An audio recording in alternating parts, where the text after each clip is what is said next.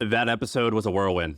Yeah, we just recorded with our buddy Will O'Brien. This episode was like my favorite conversations living in San Francisco, where you run into a weirdo who knows a lot about something you know very little about, and you get way smart. In like 45 minutes, your mind gets blown like 5 times, and you just get smarter. So this is a get smarter episode for me. And it wasn't just about like the business and the ideas that he talked about, but the mindset and how he thought about just like the philosophy of life that I was inspired by. Yeah, exactly. So, okay, what are we talking about? We're talking about how the ocean is the new space, how there's companies like SpaceX and Blue Origin, all these companies that are doing cool shit in space. He knows a lot about companies that are doing cool things in the ocean, which is something I honestly didn't know anything about going in. Now I'm pretty fascinated with. But then we talked about the conversation toward the end gets really fun. Conspiracy theories, why conspiracy theorists make for great founders, his summer living with monks in Nepal, and what he took out of that. The end is really good. So get there to the end. I promise you, you will enjoy this episode. I feel like I could rule the world. I know I could be what I want to. I put my all in it like no days off. On the road, let's travel, never. All right, what's up? We got our friend Will O'Brien here, and Will is an Irish guy who talks my ear off about the ocean. And I honestly wasn't thinking about the ocean at all until I saw maybe a tweet of yours, which was basically saying the ocean is the new space, and how there's companies like SpaceX and others that have built huge $100 billion plus companies about exploring space, about putting satellites in space, about reusable rockets, and that there's an opportunity for a similar wave of disruption for startups in the ocean. And I love that idea. I'm never going to do it. So I'll just put that up front. I'm never going to do something like that. I think 99.9% of people listening to this will also never go do that thing. But just from just as a fan of the game, just as a founder, I kind of love the theory and the intellectual idea here of what is the opportunity. And then if you're one of the rare few hardcore founders that can go do this, this is going to be right up your alley. So that's my interest in it. Sam, I'm curious from your perspective, are you the same as me? Dude, I won't even go on a cruise ship. Like I was at a party the other day, and the one liner or the icebreaker was what something you're deathly afraid of. To me, it's being in the ocean to where I can't see land. So I'm not even going to be out there. But yeah, I agree with your premise. And Will, did I kind of frame your argument right as to like the potential that you see as far as the business opportunity of building startups that are focused on the ocean? Yeah, absolutely. Yeah, the framing is like, something like this. It's like, everyone is like here standing on Earth, like looking towards the stars, and absolutely we should be doing that, and we should be going like full pelt with like trying to go interplanetary, trying to put a base on the moon and take the dark side of the moon, and then go from there and use that as a landing point to go to Mars. And we should be trying to fly supersonic as well. But then look, if you're trying to build a startup, like you're always asking yourself like where what is everyone else looking to do, and like where is everyone else going, and where is like underrated. And I suppose I grew up by the seaside and like in the southwest of Ireland. I've always been obsessed with the ocean. If I wasn't like on it, in it, or near it growing up, there was something wrong. In the same way that you're afraid, some of it. I'm kind of like when I'm away from it, I feel something wrong with me. So I've always been thinking about it. And I mean, if you just like look at it in like fundamental terms, like the ocean economy right now is like already massive. It's not like the future space economy is going to be massive. Like the ocean economy is massive. It's like $3 trillion in like annual spend in different ways, right? It covers like 70% of the planet. 3 billion people rely on it as their primary source of food, 1 billion as their primary source of income.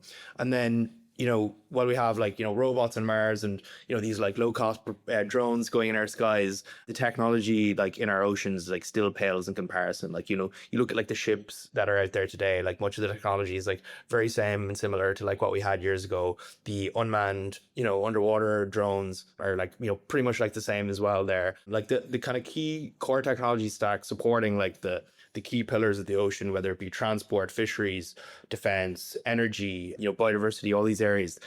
It's just like, it's the same old, like stagnant incumbents, large scale incumbents offering solutions that, are running on like ancient software. And there's just like very little innovation going on there. It's like, you ask someone like, what is like a sexy ocean startup? And it's like, they're kind of scratching their heads for a bit, whereas you ask them about space, it's like SpaceX straight away. It's like, it straight away. It's like, you ask them about aerospace, it's like, boom. So yeah, this is like the kind of like the core of the thesis. Shaan, you just wound him up really easily. This is gonna be one of those podcasts that we've had. We've only had maybe 5 of them ever, where at the end of the hour we are like, we're no longer podcasting. We're getting into the ocean business. Yeah. Like, aye. Let's go. So, Sam, he's just said a bunch of stats. So, which of those surprised you? So, I'm just going to rattle a couple back. He said, all right, this one probably doesn't surprise you. 70% of the Earth is covered in water. I think only 25% has ever been explored. He said 1 billion people rely on the ocean for their primary source of income. 3 billion as their diet. Explain that. What's the diet and the jobs one of the income one? Oh, it's just like people like, most of I mean, like human societies generally settle along coastlines. Like this is like a very like common trend. yeah, but I'm in New York, but I don't eat fish every day. Yeah, but in developed countries, it's not as we've developed logistics, which means you can go down the street and walk into some sushi bar and get like, bluefin tuna probably flew in last night from Japan. However, if you are in, Mogadishu or like Somalia or something like that, this might be a bit more difficult because the systems are not set up. So, and it's important to remember most of the world does not live in, developed countries. So yeah, most humans just live along a coastline. Naturally, then easiest source of food for them to get is fish. All right. So what were some other stats, Shaan, that caught your eye? 1 billion people rely on it for their income. So what are the jobs that you're talking about here? So are you talking about fisheries, shipping? Is it like defense? Like what is that? Are those the big 3, or am I missing something big and obvious? The framing for me, how I think about like the ocean economy is like you generally kind of break it up into like 3 categories, right? Like you have like the biosphere, right? Which is like your fisheries, it's your ecosystem restoration, it's like your environmental mapping, it's science in the ocean, it's like all around like biosphere management. Then you have like, the kind of prosperity oriented part around it. This is like the kind of commercial. This is like your energies, your infrastructures, your oil and gas, it's your like data infrastructure, these sorts of things. It's your like logistics, shipping. And then you have like, keeping the seas safe, which is like defense and security, border security, critical infrastructure protection, deploying ships in the South China Sea, these sorts of things. And so give me an example of a startup today that's doing really well, that's based on this kind of ocean economy that you're talking about. Yeah, I mean, I think one player that's like interesting in the unmanned systems space that's been around for a long time, I think over a decade now, and was really kind of one of the first players to start doing interesting new things in the ocean is Saildrone. What problem are they solving? What does Saildrone do? I suppose they are solving the kind of data gathering at scale in the ocean problem. They build these like autonomous sailboats, these huge vessels. They look amazing. Yeah. They look awesome. They build these like huge vessels these massive sailboats that can basically stay out at sea for many, many months at a time. You can put a load of fancy sensors on them, that can take data from the water, that can, gather video footage at the surface and these sorts of things, and then relay them back to someone like in the United States. It might be like a government agency like NOAA, who want to know how much fish is in the seas off Alaska. They could sell it to the US Navy to know, how deep is the waters in and around Guam or something like that. And then they sell these things as a service. But they're very interesting. Founder there, seems like a super sharp guy who's been obsessed with sailing for decades. Again, like a lot of these ocean founders that you see, they're very, very obsessed with the ocean. It's the very thing people very often get obsessed about and then try to make a business out of it. What's your business do, Will? What's Ulysses? Ulysses or Ulysses? Ulysses. How do you say? Yeah. Ulysses. Ulysses, we're building a general purpose autonomy platform for maritime operations. Say that like we're stupid. Just pretend that we're stupid. Yeah. I know it's hard to believe, but just go ahead and dumb that down for me. Autonomous robots for the ocean to do important things. Okay, and what's one important thing that you would do? You would, like for example, you would go to a pipe in the ocean and determine if it's got a hole in it. That is something you could do. Our first business line has been working with this weird plant that you've probably never heard of. There's this plant in the ocean that's probably about 10 times more abundant than coral reefs. It is 35 times better than rainforest at removing carbon. It supports it holds about 20% of the carbon in the ocean, supports about a quarter of the world's most critically important fish stocks, and it's called seagrass. It's basically just grass in the ocean. And this plant is dying off at an insane rate all around the world, about 7% loss per annum. If you follow these trends, we lose all our 7% a year of this thing is going away. And Okay. why is it dying? Is it because pollution, or what's the cause? There's a few things. I mean, water quality is like a very common, cause for loss. Other things are just like construction around like coastlines, digging it up, dredging, changing ocean temperatures, changing like ocean currents. These sorts of things impact it. And basically, the kind of context there is there's a lot of governments in around all over the world, like really, really panicking around this. Like if they lose their seagrasses, they lose their fish stocks. If they lose their fish stocks, you have the 1 billion people who rely on it and 3 billion people who, rely on it for food and the ability for income. And, they're in a tough situation. And basically restoring it, i.e. bringing it back, is currently a very manual process. And how are you guys doing that? We built autonomous robots to do it. And you're actually building the robots yourself? Or when you said you're building a platform, I thought that meant you're allowing other people to build it and use your technology to like track them.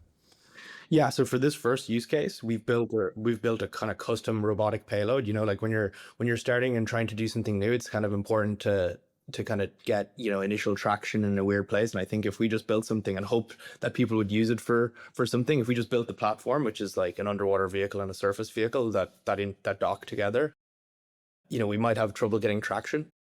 But we started off with this initial use case. We basically built these like attachments that go onto our underwater vehicle that do collecting seeds, planting seeds, measuring their growth to kind of get this initial traction. So, in our first year, we did $1 million in revenue, just kind of like 12, for first year, 5-person team based here in San Francisco. Why would someone pay you to do this?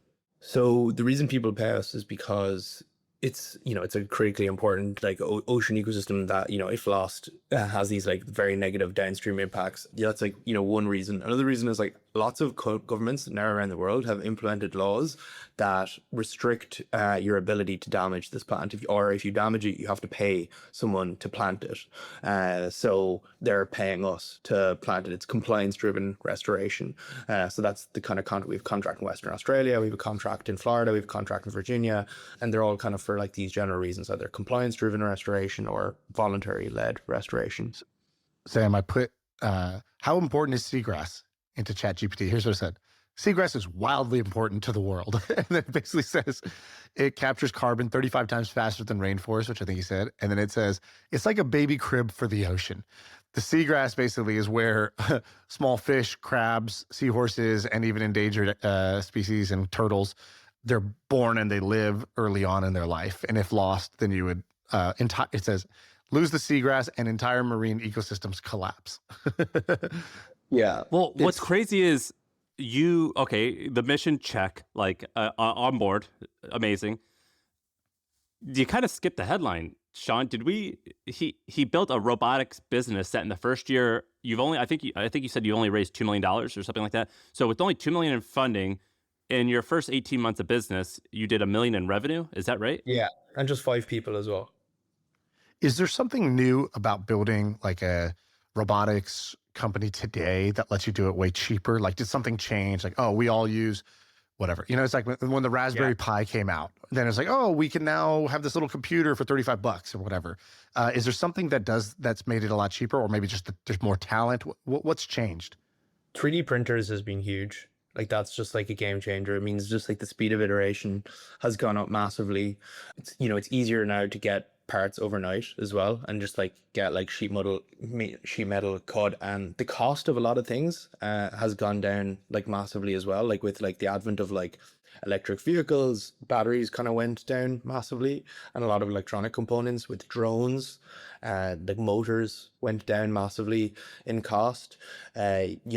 For us as well, like a critical enabler of what we do, right, is Starlink, because the way our system works is like we have this like autonomous boat. It's like a surface vehicle. This is like our mothership, and then we have a docking system that releases these daughter robots, these like autonomous underwater vehicles to do the actual critical activity in the ocean that you want to do. And we wouldn't be able to communicate with these assets without something like Starlink. You had Iridium before, but like the bandwidth on that wasn't that strong. So you have like other like kind of why now features like that. And that company you were talking about, Sail Drone, they've raised like over $100 million. It looks like they're valued $500 to $1 billion. That's interesting. There's another one called Saronic. Sam, do you know Saronic? No, how do you spell it? Saronic. And Will, you probably know a little bit more about this company than me. I think this Joe Lonsdale seeded this company, right? Yes. Yeah. God, this looks sick as well. So like Yeah, when we had Joe on the podcast and I was at his house, he was telling me about this company. Should have just invested on the spot, but he was basically like, we're building drones for the water, and drones for defense, just like Anduril's doing it for the sky, and modern warfare has turned into drone based. They're building these unmanned surface vehicles, USVs, for the ocean, and they talked about how. Did you know this? Like the U.S. Navy, Sam, just take a guess. How many ships are in the U.S. Navy fleet? Just what's a number? Oh, I don't know. 500? It's hard to even say. 100? So you're a lot closer than I thought. I would have guessed that we have thousands of ships. We have 300 ships in the Navy. Is a ship considered like an aircraft carrier? Because those are huge, right? Those are like cities. Sure. But oh my God. But only 300. That's just like a very small number to me. And we have 67 submarines. That's it? 67. Dude, I had more kids at my 3-year-old's birthday party. Like, that's insane to me. So we got 300 ships or whatever, and basically every ship is like I don't know the exact cost of it, but let me pull this. I think they're like, Will, correct me if I'm wrong, but like the average cost of these is something like, or maybe it's the average cost of these contracts, like $250 million every time you get contracted to do one of these. And so you're a startup like Saronic, and you're like, all you have to do is basically say, all right, we're going to come in, we're going to build the most innovative autonomous vehicles here, and we're going to operate. What Anduril did was remarkable. So what Anduril did was, in Silicon Valley, the smartest tech people, nobody was working on defense. Google had famously shut down its defense project, and defense was taboo. Like, you're going to make weapons. That was not cool at the time. And there was basically zero weapons startups in San Francisco. And what they did was they said, we're going to do this. We're going to use the Silicon Valley method and talent to do this. We're going to change the cost structure. So all the big defense primes were operating on what's called cost plus model. And so their incentive really was to have really high cost operations because they were making 10% on top of whatever the cost was, right? So the incentive model is sort of screwed up. And that's how you get, a single airplane that's like $1 billion or something like that to get made. And so it was costing the government a lot. These guys had no incentive to innovate, no incentive to cut costs. And they were using talent that was not the smartest engineering talent in the world, which was all centered in Silicon Valley. And then Anduril comes out, Paul Malecki and Trey and others, they basically came out, and what they said was, we believe this is important. We believe that America needs this, and we believe we should put the best talent in the world on this problem. And they've built now a $20 to $30 billion company doing this. And the reason I find this exciting is that I love these huge opportunities that are hidden in plain sight. I talked to a friend recently who knew Elon, and I said, what was Elon like? Were you impressed with Elon? He goes, I was impressed with Elon, but not because he was the smartest guy in the room. We would be at a party, there's 20 people. You couldn't say, oh my God, that's the guy. He goes, but the thing that Elon did better than everybody else was that Elon looked down at the ground and saw a $1 trillion opportunity that was just sitting there. Before Elon, it's not like there were a bunch of people trying to build, rocket companies or electric car companies. It wasn't like they were trying and failed and he succeeded. They weren't even trying. And he goes, the beautiful part about Elon is that he saw those and he didn't ignore it like the rest of us.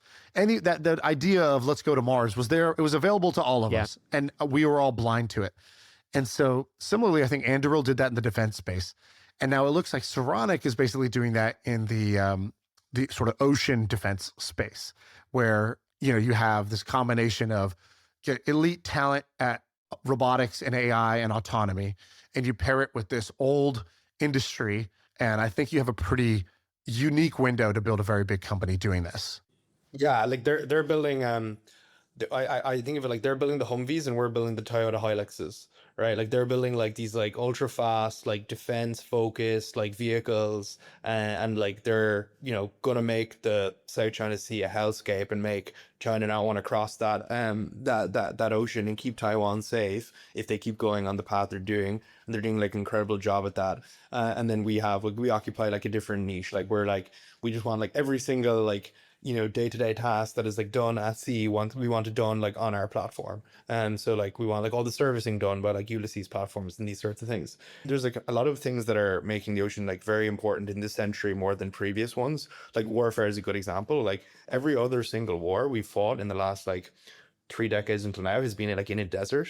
Right now we're going to the ocean. That requires like a complete retooling of the military, and it just even how we think about warfare just fundamentally needs to change.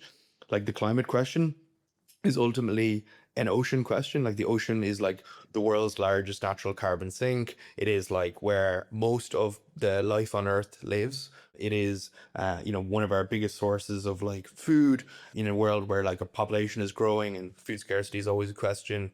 Even just like you look at AI, right? Like the data infrastructure build out for AI is going to be like enormous, right? And basically that's going to require more data infrastructure, i.e. like cables connecting different parts of the world, transmitting data. We're going to need more data centers. We're going to need more energy. These are all things like we're already putting data centers in the ocean. The cooling costs go down massively. They become like more efficient. So, let's go back. So there's already pipes under the ocean that basically like internet pipes under the ocean, correct? Yeah. I mean, most of the information that our internet connection now is most of that is like traveling underground. And who built that? Is that the government built that or Google built that? Who put that? Who put those pipes in the ocean to do that? So a lot of the initial infrastructure build out for IT in the ocean came from telecoms companies, actually. Yeah, like in the 80s, Shaan, so there's a handful of telecom companies that were startups, and they're some of the fastest growing companies in the world. So like imagine the AI companies today that are scaling to 100 million in revenue in a year. That was what they... Did they die or what happened to them? So a lot of them are still running. And then there was some of the, if you look at like what are the biggest frauds on Earth, like it's like Bernie Madoff. And then like the third one is actually one of these telecom companies that was laying pipes in the ocean. But a lot of them are still around. They're just like small they're not small, but they're B2B companies that you wouldn't even know, but they can be like a $10 billion a year company. But in the 80s, right? Well, or maybe I don't know if you know this, but in the 80s, that was like the birth of a lot of this, wasn't it? Yeah, massively. And now you're seeing a transition to the build out coming from FANG, from like big tech. And soon I think it'll be like the AI companies. So what you're saying, Will, now is that AI companies need these data centers, just huge amounts of GPUs in a data center. And those data centers need cooling, they need power, they need tons of things. And they need to be close to places where people are using it. And what you're saying is that somebody's going to build a data center in the ocean, or people are already building data centers in the ocean. And who's doing that, or is this a future idea? And why are they doing that? Why is that a good idea? Yeah, so I think the first experiment of this was a Microsoft project. They did it. There's a YC startup as well, run by friends of mine, Sam Mendel. He's got a company called Network Ocean. They're starting to build and operate these things. Are they actually underwater, or are they on top of the water, just out in the ocean? The plan is for it to be subsea. And again, like these are the sorts of businesses that like Ulysses, we want to be the kind of servicing partner for in the future. When they need maintenance, when they need like inspections done, when they like, it's like us, they're coming to, and we're selling them like a kind of in the box solution to it. I think the biggest opportunity in this paradigm in the future where more and more data cables are being laid subsea is actually in the protection of them. Right. So I don't know if you guys are familiar with what's going on in like the Baltic Sea and places, but like I think in the last year about 11 cables have been cut by foreign actors, and like basically the kind of and these cables, by the way, they're like it's like a human-sized tunnel, right? Are they on the ocean floor, or are they like floating in the ocean? Like Wi-Fi? To say cable, we're not talking like a rope that you're pulling. It's like it's like a tunnel, right? Yeah, and like okay. Like literally the Chinese are literally publicly advertising these cutters that they have, these cable cutters, right? They're literally putting in the South China Morning Press, China unveils powerful deep sea cable cutter could reset the world order. They're not even fucking hiding this. Like they're cutting the cables. They're like yeah, we're just, look how big our cable cutter is. Like this is just like the new paradigm. And then like they send these like little like Taiwanese ships or these Chinese ships into the Baltic Sea on like fishing missions, right? Like what the hell are they doing in the Baltic Sea on fishing missions? Like they're clearly just cutting cables, and then like 2 days later, cable cut. Dude, calling this a cable cutter is like calling a rowboat a ship.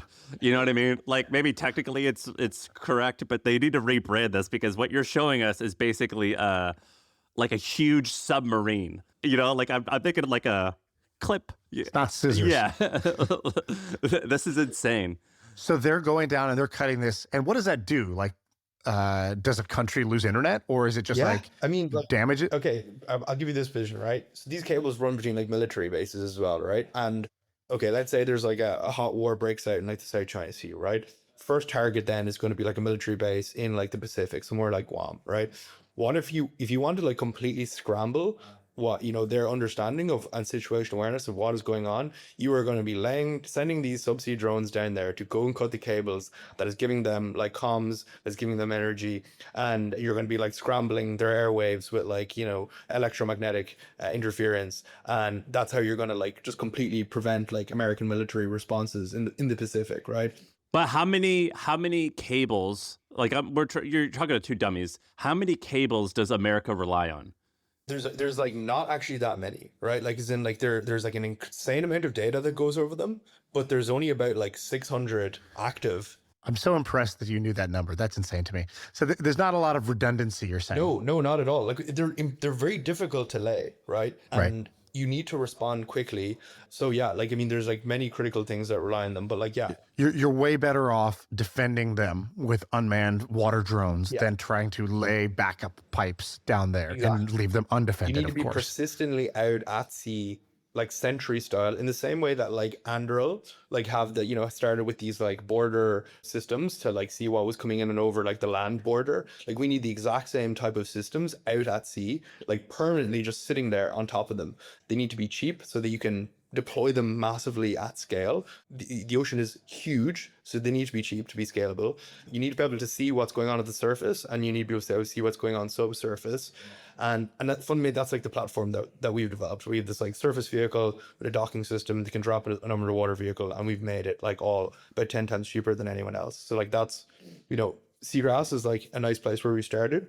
But how deep do your vehicles go? Do they go to like the bottom of the ocean where these pipes are? So for the Baltic Sea, I mean, it's one of the shallower seas, and this is like the major kind of like activity area of activity where this is going right now. So our vehicle works in that sea, at all depth profiles in that sea. So for the Baltic Sea part of it, it is it works. When you get into like gnarlier parts of the ocean, like some of the Pacific, where you're getting down to like 8,000 meters, right? Like Mount Everest, levels of depth. We can't go there yet. It just starts getting difficult, but like, we will be adding future vehicles to the fleet that can. How old are you, Will? I'm 27. Shaan, so when you and I moved to San Francisco I moved there in 12 and we're about the same age, it was the sharing economy. That was the thing. So it was Airbnb and Uber and Lyft were the winners. And then there was a bunch of derivative things like Airbnb for garages or for storage. A few years later, it was AI or crypto. So like Bitcoin and Coinbase were winners. And then there was a bunch of like silly things. Right now, this is so strange to me. It's AI, but it's also, it's whatever category you guys would go in. You're not quite defense tech, but it's like wild to me that this shift has happened, because 10 years ago, I would have told you, that was when Boom Supersonic was starting and a few other things. I would have said, this is foolish. What are you guys doing? We're technology. Right. This is a technology city. Why don't you do like software? It's to hear you say this. It's so foreign to me. It's also so interesting. For me, it's like a no-brainer. I mean, the low-hanging fruit of software has been eaten, right? You guys, it's like...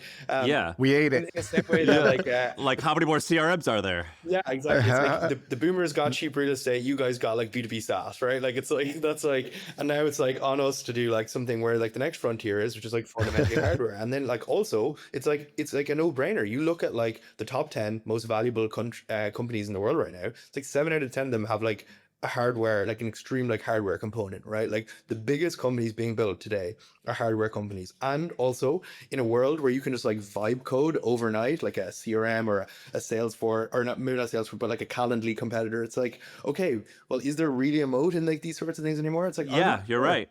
You're absolutely right. And I think it's so fascinating because so when Shaan and I lived in San Francisco, if someone who looked like you, so you're wearing a Ford Bronco shirt, I bet you're wearing cowboy boots, and you got a little bit of swag to you. And you like, if you were to talk about what you're talking about, it would have been like, you're so out of touch. You're out of touch for the YC group of out of touch people. Like it's just so interesting to me, and I think it's great. So I did a podcast with James Clear, and he has this thing about technology windows. Sam, did you ever see this part? No. About technology windows. So he basically says, all right, there's a reason. There's a almost like a scientific reason why what you just described happens. And so he basically says, like, when a wave of startups comes out, it's because of a technology change. So, for example, an inflection. So you're right. When we first moved to San Francisco, I moved in 2012, and the mobile window was open.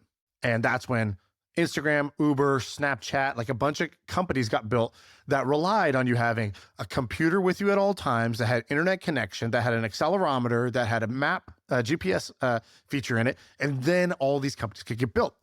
But that window opens for a fixed amount of time. And basically, like you said, the low-hanging fruit all gets eaten. And so he went back all the way to the railroads. And he's like, the railroad technology window was open for 40 years. And if you just look, there was not another successful railroad company after that 40-year period.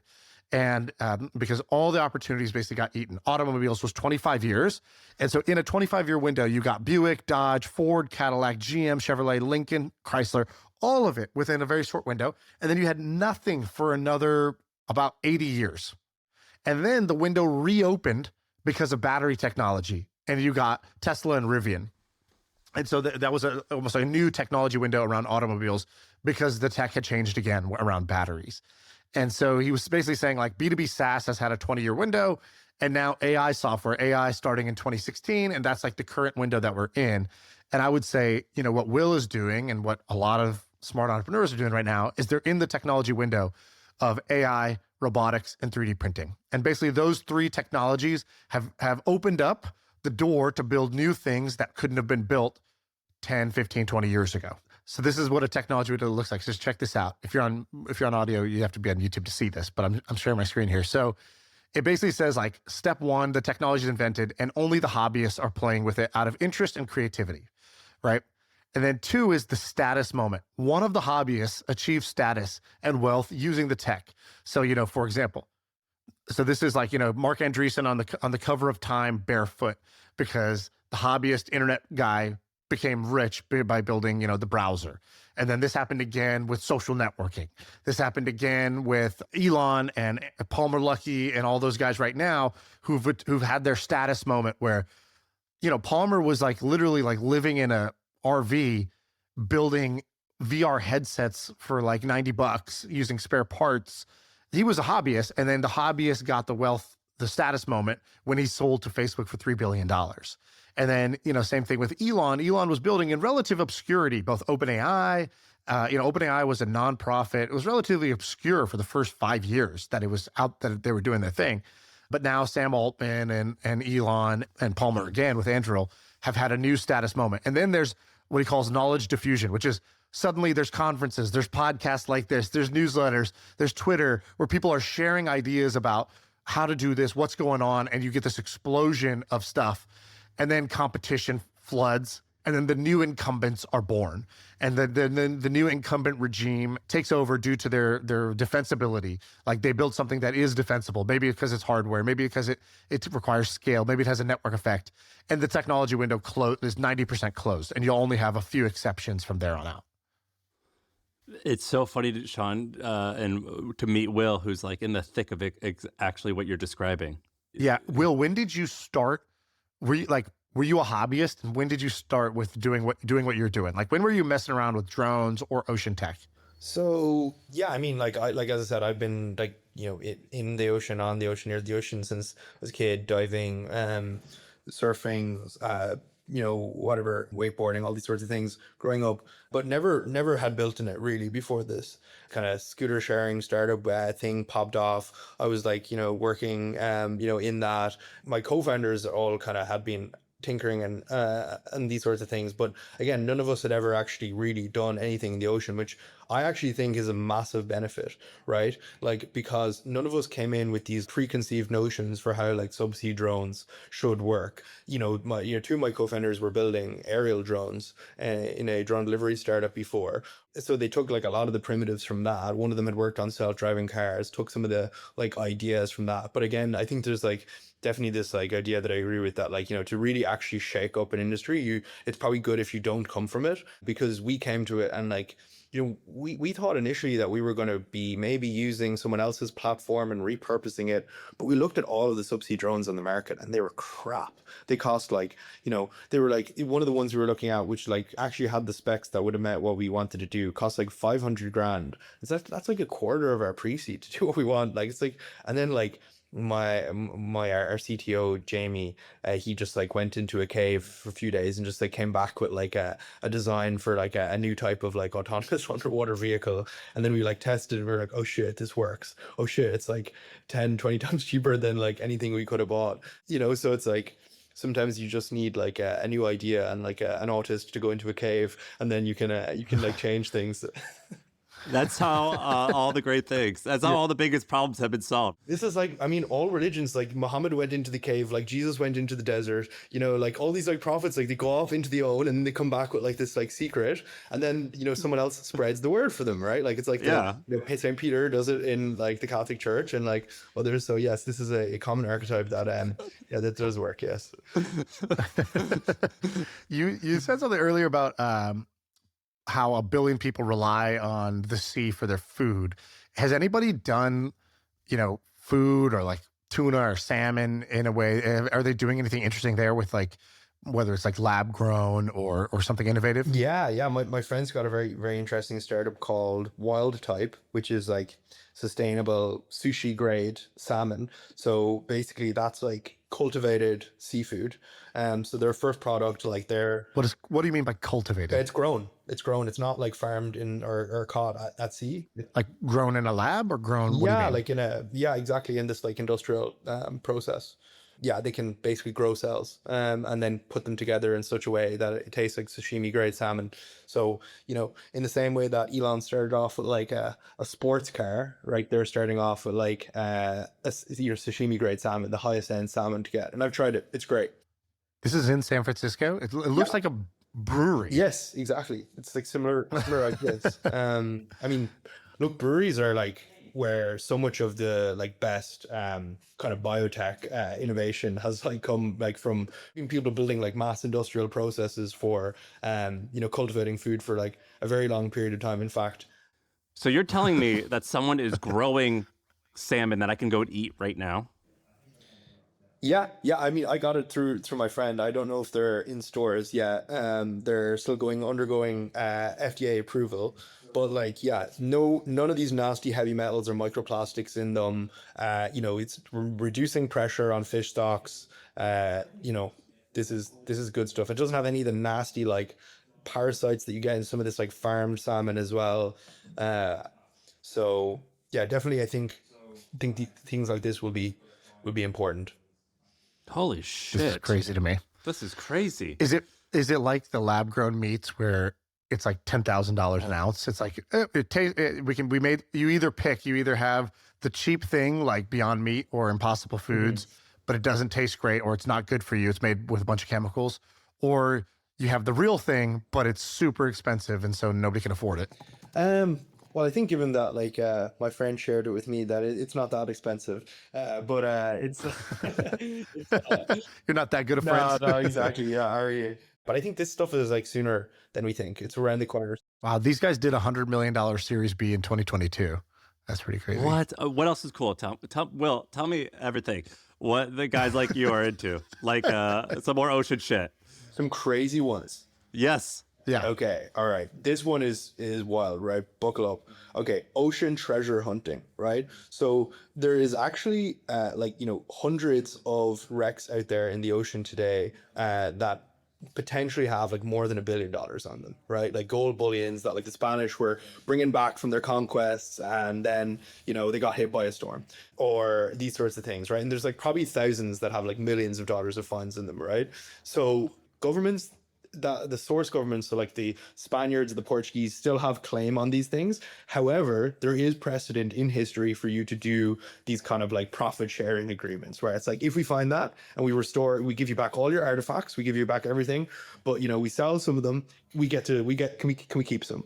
So you can do this, right? It's like these models where it's like these SaaS negotiation companies were like, hey, if we go and save you money on your vendors, We get a cut. we keep 20%. Yeah. It's that, except for you go to the Spanish royal government and you're like, hey, there's if we find any hidden treasures in the ocean, can we keep a couple bars for ourselves? Exactly. RAM for piracy. Who's building this? So what my friend used to do this. His name's Chip Forsyth, and he would be like, "Hey, I'm going off the coast of whatever to go." Bro, you did not have a friend that used to do this. That's insane. Chip Forsyth, you know, he went off the coast and just scuba dive? well, What was he doing? it was Chip and AJ Forsyth, who I think you've met. AJ, he's crazy. His brother Chip. They basically, the way it works now is it's kind of like a movie. Like you have these crazy people and you get other people to finance it, and you say, if we find this treasure, you know, here's the agreement on how we split it.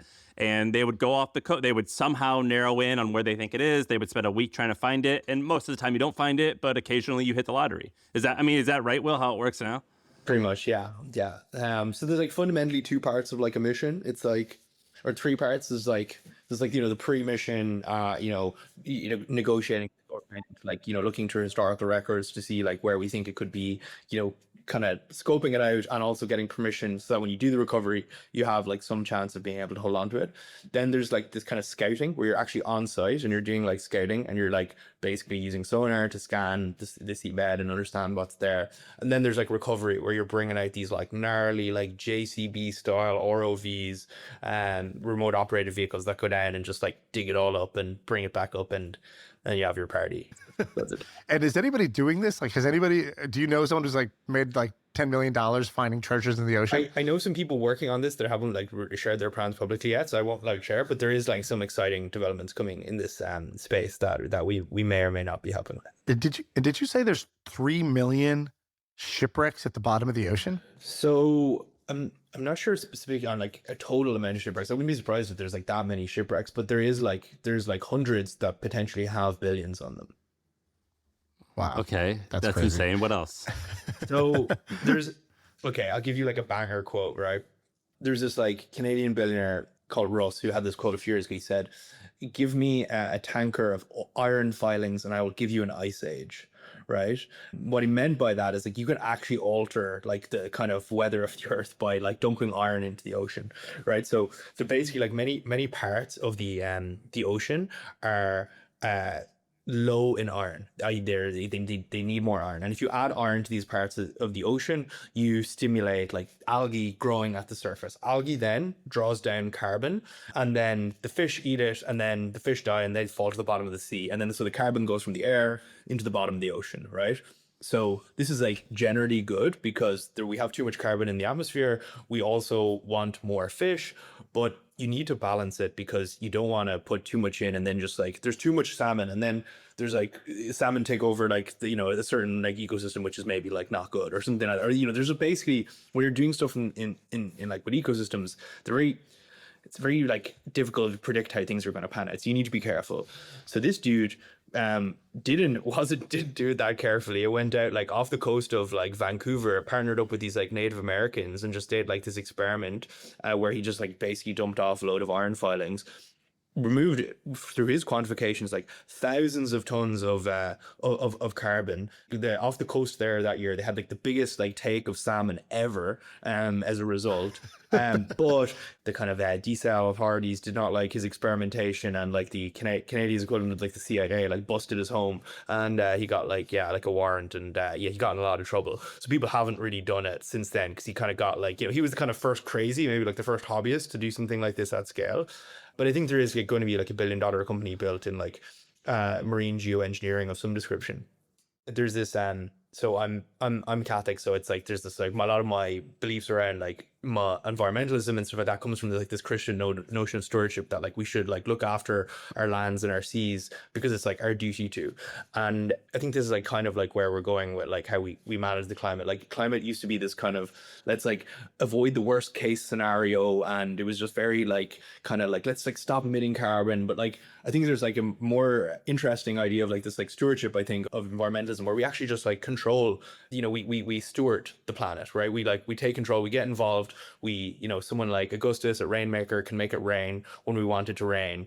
Someone like Ulysses can come in and bring back the seagrasses when we need the seagrasses. Someone could, when we want to draw down carbon, can do or increase fish stocks somewhere. We could just do a bit of this.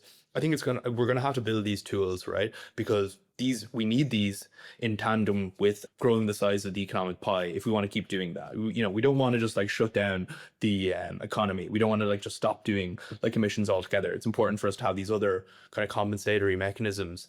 And yeah, I think marine geoengineering is an interesting and underexplored space. I think main things we need to get right there are science, better science on it, better technology, and governance, the governance about it, because the ocean is a public space. It's you just need to get the governance part right. Shaan, have you seen this guy, Augustus, the founder of Rainmaker?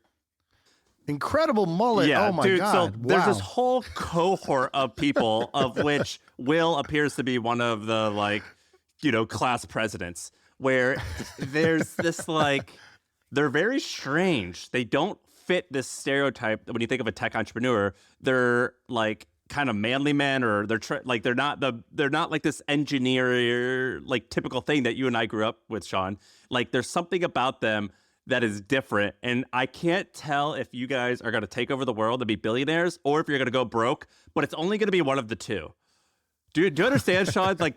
This new genre that I'm trying to describe. I don't know exactly what I'm saying. Will, maybe you can put words to it. But there's this new breed that Austin and San Francisco had a baby. You get the stash and the mullet of Austin, and then you get the insane ambition and tech chops of Silicon Valley, and that's what's happening. For here. example, this guy Augustus, I think his name is. He's on the cover, I think, of Forbes or something, and he's sitting on a bench press, working out.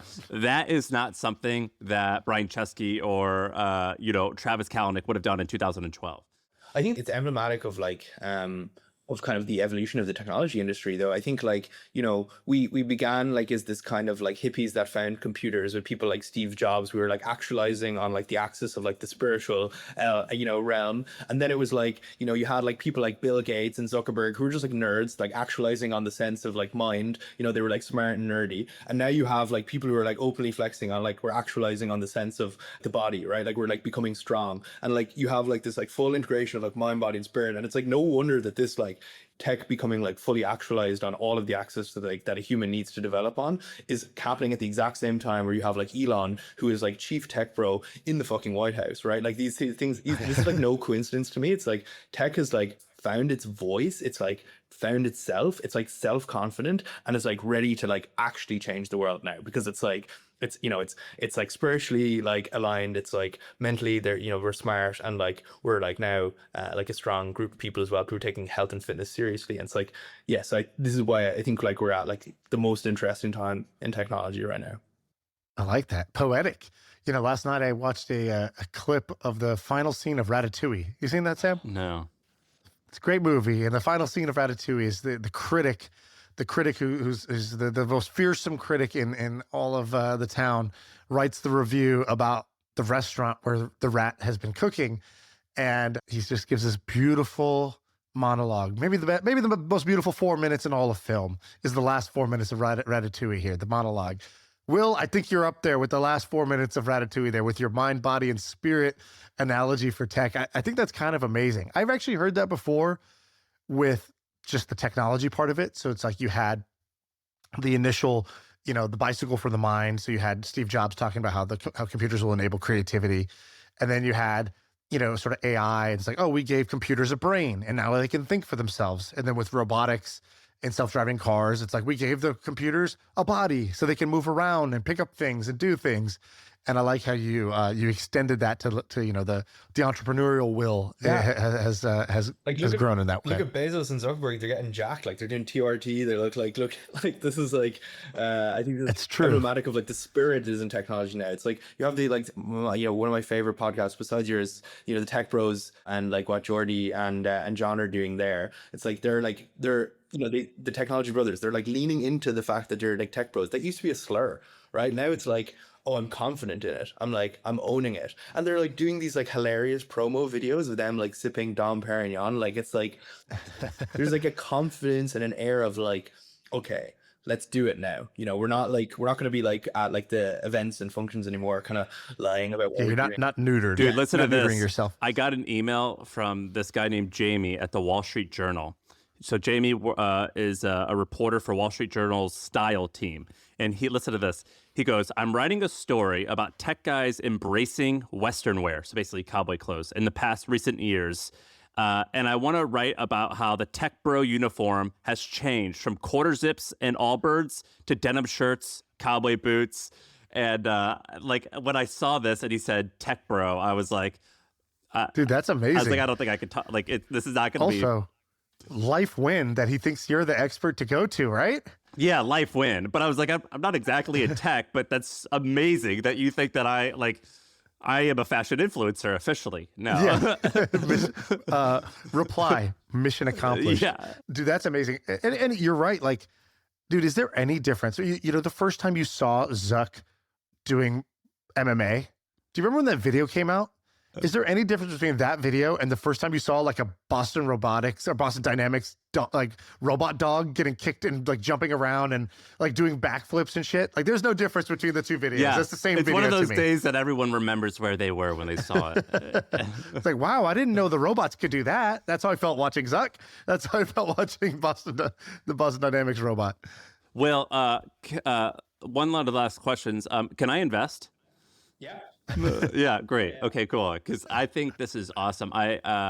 You guys are insane, man. This energy is so wild. I'm not convinced that it's going to end okay, so on one hand, it goes both ways. So on one hand, there's the hubris where, you're like in the case of Anduril, you're Boeing or you're one of these huge companies and you're like, Parker or Palmer, nothing, just go back to. It would be better if they called him Parker. Parker, more condescending. Little Parker. Listen, Parker. They would be like, Palmer, you know nothing. You go back to making Facebook apps, and like probably 8 out of 10 times that idea is right, where like there's an incumbent and like they fail because it's really hard and there's centuries of hard work to go against in competition.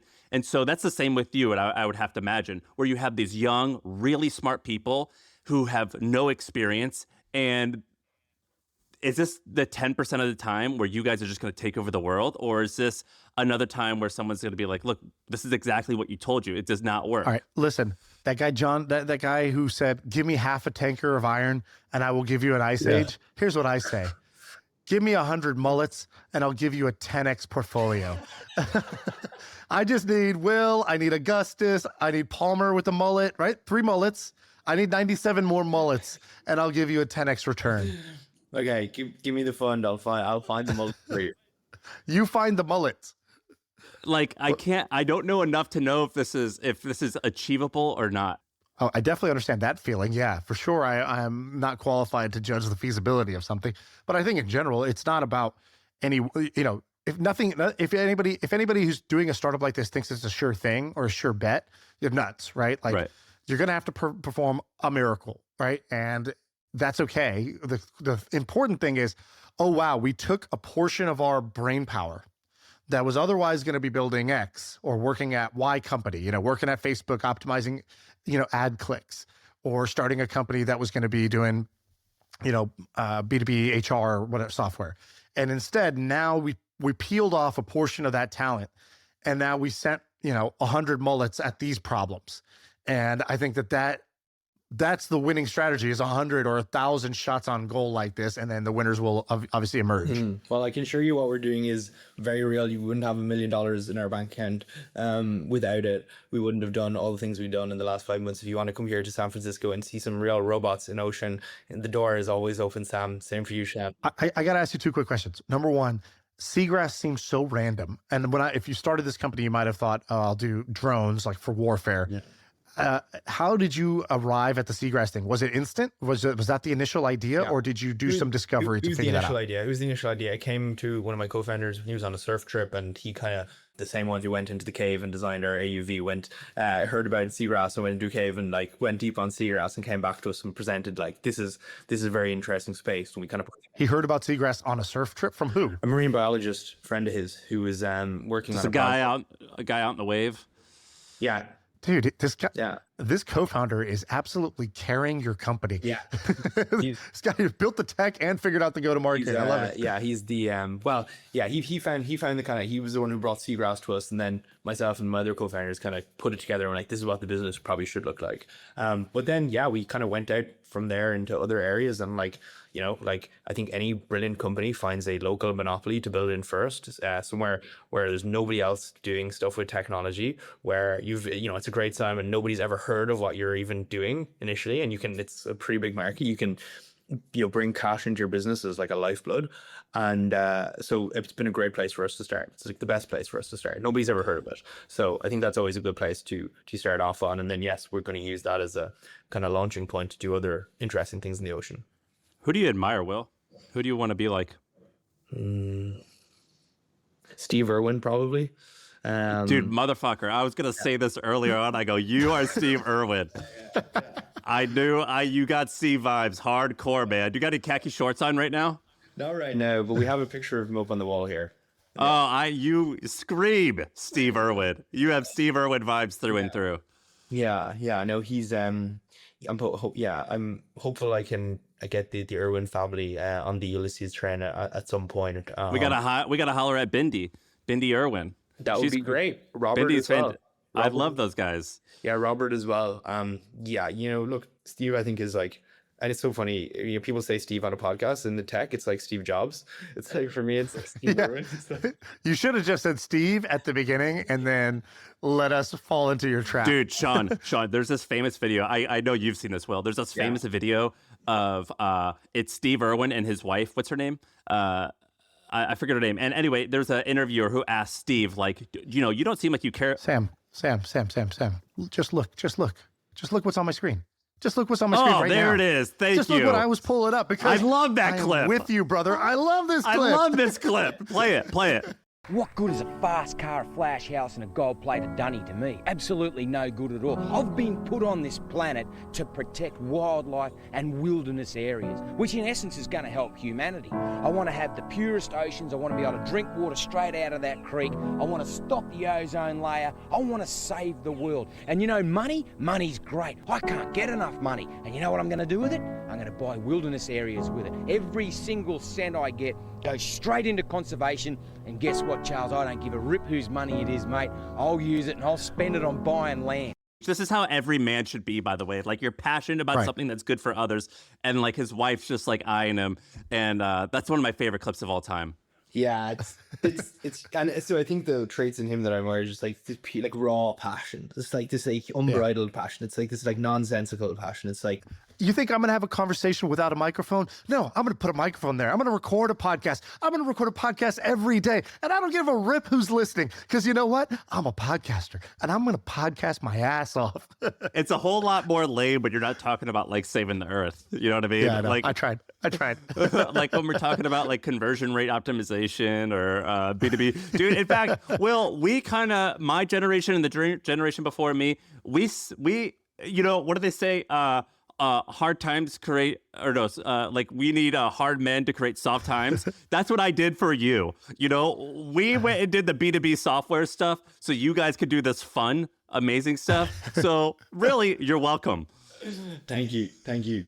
Can we do just a quick happy hour of two topics that you had on this list that, Sam, if you got to run or whatever, feel free. But I just got to ask you about these. So I want to do the fun one and then the spiritual one. The fun one is conspiracy theories. You're a fan of conspiracy theories, I believe. And you like people who like conspiracy theories. So can you just give me a rant on why conspiracy theories are underrated here? I think, I think it's like, you know, a lot of the traits of like a conspiracy theorist are like those of like a great founder. I think like someone that like believes in something that everyone else tells them is like not real, or like, you know, that they shouldn't believe in, or like, you know, people that are like able to see patterns that others can't see, and you know, they just like go down these like rabbit holes, and I think like just like this contrarian spirit, I think is like very, very good. And I think it's just like a very important, you know, the default is like doing things that other people do.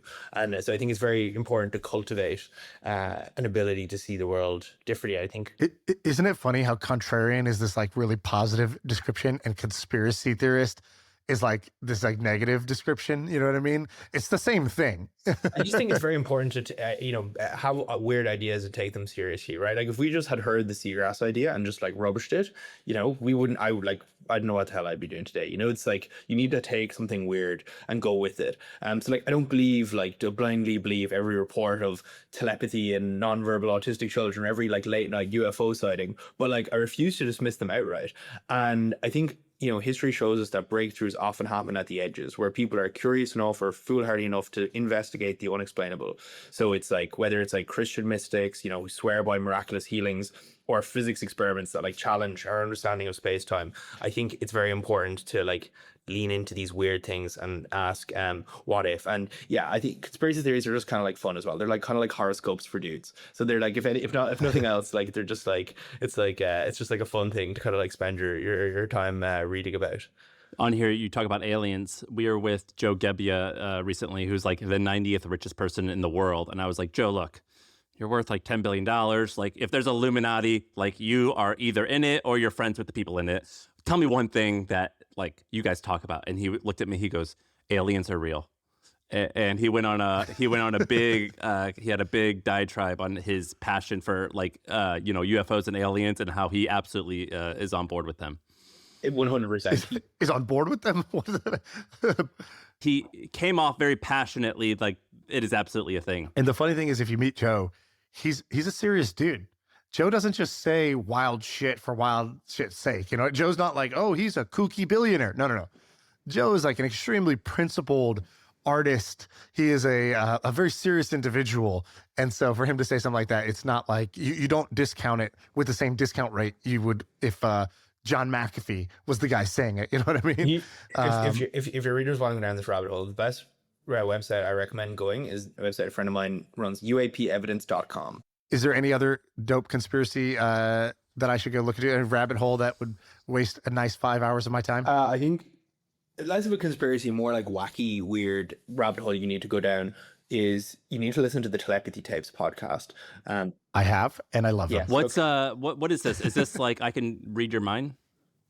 So basically there's this group of people that people have been calling crazy for like the last like 2 decades, right? It's basically the teachers and parents of children with nonverbal autism, because they've been convinced that their kids have been able to like read their mind. And now for like the first time with teaching kids how to spell on like iPads, and also with like getting researchers in to study them, they're actually verifying these telepathic capabilities, right? So like a mother will like go into one room and she'll be shown like a random number generator, and her son Akil in the other room will hit the exact same 3 numbers 100% of the time consistently in tests. That's awesome. Yes. It's like the Serial podcast, but it's this woman investigating these claims, and she's like, you know, like an NPR skeptical, let me call it, right? So she comes in, she's like, this didn't make a ton of sense, but I'm open-minded.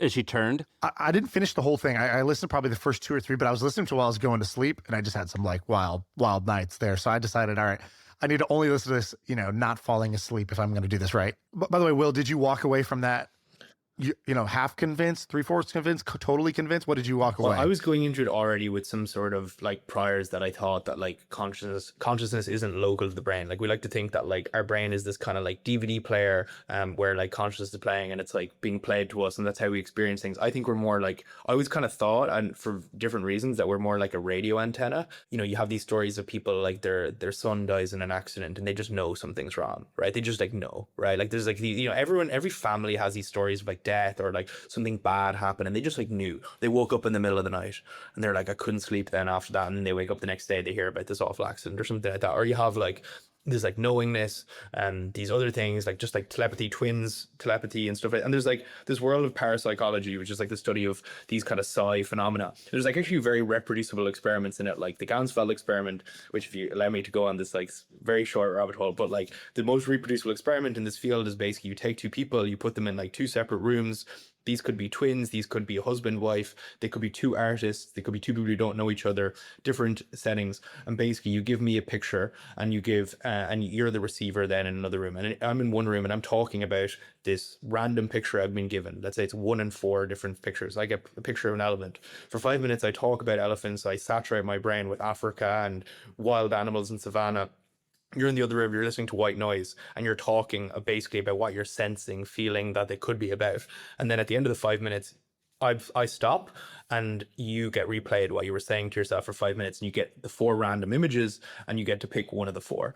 And then you would assume, if complete chance, you would 25% chance of getting it right, but pretty consistently you get like 30% or above in this like experiment. And then when there's like twins, husband and wives, or artists, they actually score like more consistently 35, in some instances like 70% in some of these experiments. And so I've always kind of been like primed to think that like actually maybe we're more like we're touching into something, and like that explains a lot of the spiritual and woo-woo stuff. And then I see this and there's like very good experimental evidence and really well done, and I'm like, okay, no, that's 100% legit. Like our brain is not like this like AI chip that like runs and just like tells us what to do. It's like an AI chip, but it's like it also has a radio antenna that can connect to other people, can maybe connect to God, spirits, other things.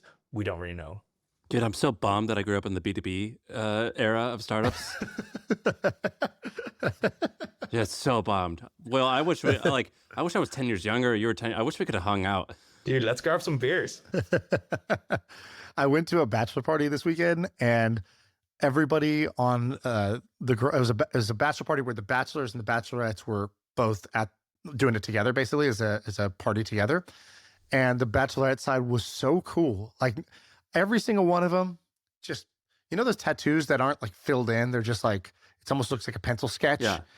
Just 7 or 8 of those, some piercings, sense of style off the charts, knowledge of beer and music way beyond my recognition.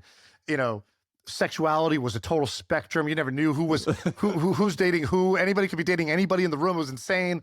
I literally felt like I came from I was a caveman, and I was like, or like I was the gingerbread man. Actually, I wasn't even a real human being. I was a cookie cutter shape that was placed in this room. That's awesome. That is so funny. I think one like universal law about technology is that like it breeds variance, right? Like it just like it creates like skewed outcomes. And I think you probably like see this in like younger generations as well. Like you've got like weird like kind of like schizo people like me that will like burn your ear off by like conspiracy theories and like go down like these weird rabbit holes. But like I think you also, it's like on the like maybe on the more negative end, that could send you like down like some pretty dark places that maybe you wouldn't be a productive member of society if you go down like those like into those like very dark corners of the internet. Or similarly, like it's you have people who are like doing like great things, but then you also like I think there is like a very interesting question that's posed in technology right now is like, where are the the kind of like less than kind of 25 billion dollar company founders. This is like an interesting question that I think is still not really like, there's no satisfying answers around. Like previous generations had like the Collisons pretty early. We had like Alexander Wang, like who's maybe like a few years older than me, pretty early. Still doesn't seem clear why there isn't one in this generation. Maybe we have to wait another year or two for companies like Ulysses or Rainmaker or others to like to get there. But there is definitely like I think a bigger skew in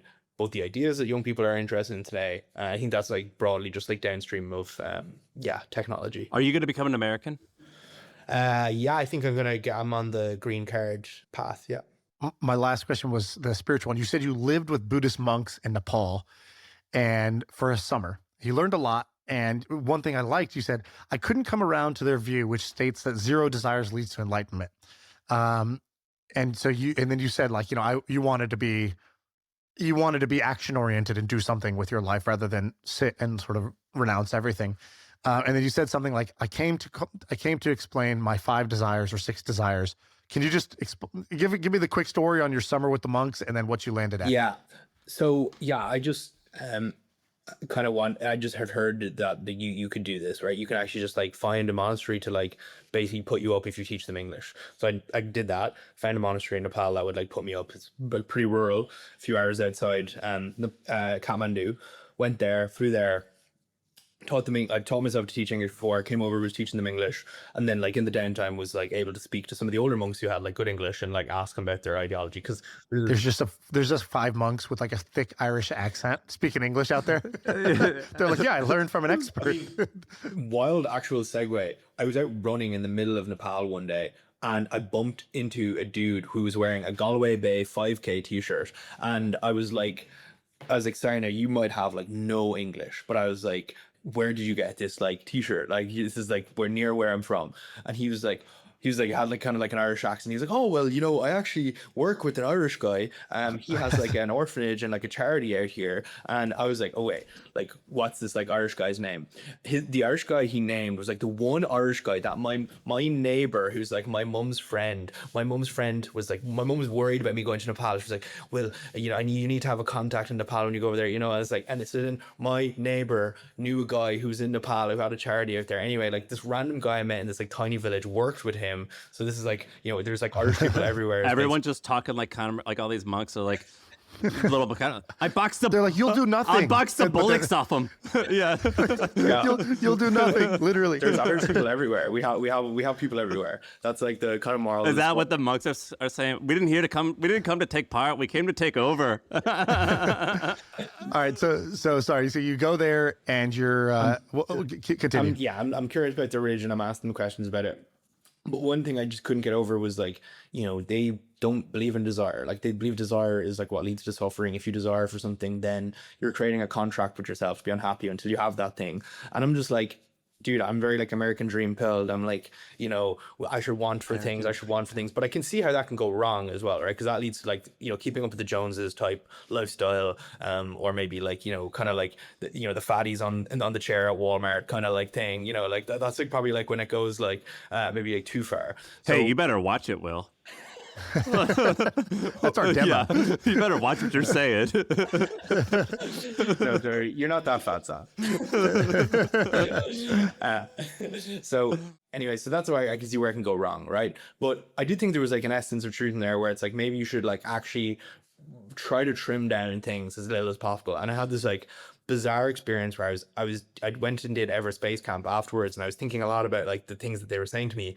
And again, I feel like I had like a download, like one of these experiences where like something just came into my brain that I don't think I hadn't been thinking about it before, and I genuinely think it was a download from, you know, something spiritual that like gave me like some guidance on how I was literally, it sounds crazy, but I was sitting on a rock, like just like on a break in the hike, this like 10-day hike up to a base camp, and I like was like thinking through, it's like, okay, well, if you have no desire, like what do you do? It's like, oh, maybe you should have desire, but the minimum amount of them. Then I was like, what is like important to me? And I was like, on my hand, I was like, oh, my family, my friends, my health, my wealth, my craft. And I was like, oh shit, like that's like 5 things. That's like nice and clean. And then I like had this like idea at the same time of like a rose bush.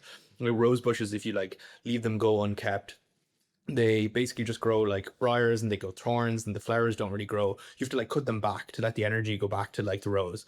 And I was just like, I had this like very clear vision of like roses, and I was like, oh, okay, right, so this is it. Okay, so whenever I'm like down over something, it's like, if it's not one of these like 5 important things to me, then it's like, okay, just like let it go, like stop desiring for it. And I found that to be helpful. You got a girlfriend? No. That was your reaction to his story about the Buddhist monks and like realizing the meaning of life? You want to, dude?